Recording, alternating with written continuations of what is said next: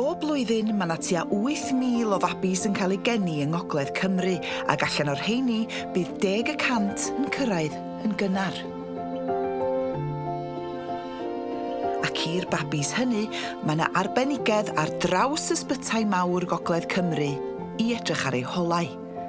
Ond i fama, mae rhai lleiaf yn dod. Bore da, bawb. Morning.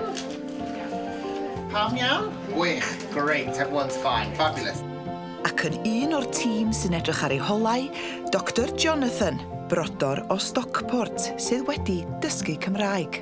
So, acuity, we have 9 plus 1 baby, so 9 on the unit and 1 on TC. Right, any watchers overnight at all? Mae 'na fam wedi cael ei throsglwyddo o Ysbyty Gwynedd noson cynt mewn ambulans. Mae ar fin geni, ond ddim ond wedi bod yn feichiog am 26 wythnos. I've got one lady that's concerned as well with it this week. Okay. She's had an urgent scan this morning. Right. No more following that. And that's the lady who came over from Bangor last night, is that correct? So we've just got some more information and we will get one of us to go over and speak with her and catch up with you guys then shortly.